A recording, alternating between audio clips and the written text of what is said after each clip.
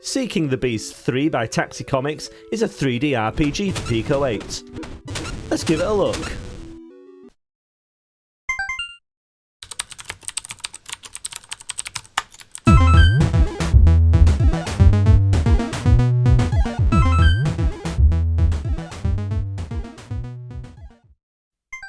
Welcome to Pico Playtime, the video series where I play through some cool Pico 8 games to show to you lovely people. Today's game is called Seeking the Beast 3 and it's by the developer called Taxi Comics. This is the third Seeking the Beast game. The second one is also on Pico 8. It looks and apparently plays completely differently to this one. And I don't know where the first game is, but it's from 2008, so it might not be on the internet. Anyway, we're here to play the third one.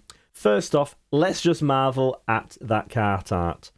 Fantastic. I love it. I love a good little splash screen. It's especially important on Splore because if you're scrolling through the games and you've got a piece of eye-catching game art, that's going to make you want to play the game. And this certainly does. So let's play the game. Nice splash screen there. I like it. Here we go. So this is a 3D kind of action RPG. Kind of reminds me of, what's it called? Legend of Thor, I think it was called in the UK. Also known as Beyond Oasis, if you've ever played that. Kind of like that. It's an RPG, but there aren't any stats or any kind of leveling up or experience points. It's kind of more Zelda-like in that way, I suppose. You explore a 3D world, you explore dungeons, you fight enemies, and there is a terrifying boss fight at the end. Here we are on the title screen. Nice title screen. Nice little logo there as well. I do like the oval shape around the around the title. It just makes it pop. So as you may have guessed, if you're familiar with some 3D goings on in Pico 8, this game uses Mott's Insta3D, I think it's called. Instant 3D Plus by Mott. Mott is a bit of a whiz when it comes to 3D Pico 8 stuff, and he made a kind of package which you can turn any Pico 8 game into a 3D game. And obviously if you work on it a little bit harder than just dropping the code in, if you actually optimize it and really thoroughly work it into your project, you can create 3D games just like this. So that's enough of me talking on the title screen. Let's play the game. Seeking the Beast 3. So this game has books in it. I won't spend ages reading through all the books, but I will read through this one. You and Alwyn are cave divers and thrill seekers. You have been exploring a mysterious cave near the Blossom, your home village, but the sun is setting and you need to hurry back. As a guard, you know the dangers of the night. A fearsome beast prowls in the shadows, waiting for its prey. Can you make it back safely? So yeah, there are several books in this game which you can read. Quite detailed, so there's quite a lot of detailed lore in this game, which you don't often get in Pico 8 games, unfortunately. We have got RPG mechanics. We can wander around a town. We can interact or talk with NPCs in the town. Here's our friend Alwyn. I messed up. I lost the gate key in the cave. But there's no way I'm going back down there. You are the better fighter. Can you get to it? Press circle to attack. And please hurry. You know that the beast comes at midnight. We should be home by then. So this game has got a very nicely implemented chat text dialogue box system. You can press circle to kind of skip through the text, and the text scrolls out very nicely. It's just how you expect it should be. Anyway, we have this 3D world, as you can see. We can wander around. The sprites are rendered in a similar way to kind of games like Doom or Wolfenstein, where you've kind of these sprites always kind of angled towards the camera. It gives it a very retro look, and it's a lot of fun. Here we go into the first cave. We have attacks. We have a kind of dash attack, and we have X to block. Yeah, it's telling us there. Let's get out of here. Yeah, we can block attacks. I got through the game in about 26 minutes. I'm not sure how good a time that is. I imagine that's fair average time. I got through without using blocking. I only used blocking in the end boss, and didn't really find it all that helpful. So I just stuck to attacking. So always be attacking, basically. We found it. Head back out and give the key back to your friend so you can go home. Yes, this game rewards exploration. There's at least one Easter egg in the game which you might want to discover for yourself. I've kind of learned the map, having played it through a couple of times. So, yeah.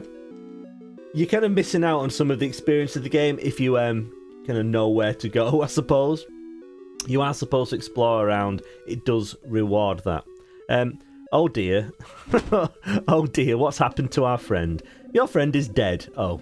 What happened while you were in the cave? There are holes all around. What kind of giant beast would use these? Find the beast that killed your friend. We have a quest, everyone. This is an RPG. Of course we've got a quest. Lots of nice little graphical touches in this game. Notice the particle effect on the waterfall in the background there. Very nice. This is a proper RPG because a bit later on there is another waterfall that we get to go behind. If there's ever a waterfall in the game, you should always be able to go behind it and find something, or you should just be able to go behind it. It's how RPGs should work, right? Here we are in the town of Blossom, and straight away you may notice something interesting with these 3D objects in the game. If we go behind things, look, it's kind of rendered wireframe, so we can still see the outline of the building, but it's not getting in the way of the camera. You need the key. Oh dear, we need to find a key. This is an RPG. We're going to be finding keys. So in the town of Blossom, there's not a great deal to do. There is this sign, so let's have a look at the sign. The graveyard, that's one of the kind of main areas that you want to go to in the game. And the chief's house, that's where we're hopefully going next. Let's talk to an NPC. There's this blue fellow over here. I won't punch him. Should stop trying to do that. Eunice, we had to close the gate to the graveyard. Only those carrying the chief's permission slip are allowed to pass through. You must be a proven fighter to go there. It is infested with restless spirits. Yes, we need to get permission from permission from the chief to get to go out and adventure. We can't just do whatever we like in this RPG. We have to follow the rules. So here we are on our way to the chief's abode through the woods. And we have a little guard here. What's the guard going to say? I'm here to guard the fruit bat cave. Does that really need guarding? Anyway, our chief lives on the other end of it. She loves being by herself, and she loves slaying the occasional fruit bat. If you are looking for a permission slip, you should probably go and talk to her. It's like we're trying to get permission not to take part in a PE lesson. Our mum says that we're not allowed to do PE because we need to go and fight the fruit bats. So, this is a fairly easy cave. These fruit bats aren't really up to much. You'll notice that when you defeat an enemy, they explode into a mass of 3D particles. Oh, very nice and colourful. Something was hiding behind a waterfall there and managed to get us. This guy here. Occasionally, enemies that are defeated will drop health. Could do with that now, so I did take a little bit of damage in that fight. Oh, there's loads of cave bats in here. Fruit bats, sorry. Right, I think that's everything. Let's go up here and hopefully meet the chief. Here she is. Let's press X to interact. Kira, you made it through the cave. That means you've proven that you're more than capable to defend yourself. Take a permission slip from the chest next to the old chief's grave. She would also have given you her blessing. Be careful at the graveyard. Now, I made the mistake on my first playthrough here of assuming she'd just given me the permission slip, and I wandered all the way back without permission slip and I had to backtrack. Don't do that. You need to go down here, and there's a chest. Yeah, don't try and punch the chest. As much fun as the dash punch attack is, we do need to do it a little bit less. We got the permission slip. Fantastic. And here is the grave of the previous chief, and there is a book, The Life of Chief Leela. And as you can see, there are many pages to this book. I'm not going to read that. You could do that in your own time. Let's go back onto my merry adventure. So, the colour palette in this game is rather interesting. It gives the game a very distinctive look, using quite a lot of the colours from the extended palette. In fact, I have a suspicion it might be using all of the extended palette, but I could be wrong. Looks like it could be. Anyway, it gives the game a bit of a different look. quite refreshing. I love the animation on the character, on the main character. The walking animation is really cool.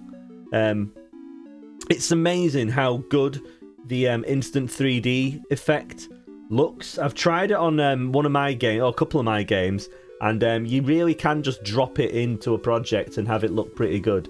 But looks like Taxi Comics has made some additions or changes to this to make it render just a little bit nicer. But yeah, go and check that out as well after you've checked out this game, because if you've got a Pico 8 project and you want to see what it looks like in 3D, the Instant 3D-ificator, Instant 3D Plus, is your friend. Anyway, now that we are armed with permission slip, we can let ourselves into the graveyard. What a spooky place. Yes, it wouldn't be an RPG if it didn't have a graveyard.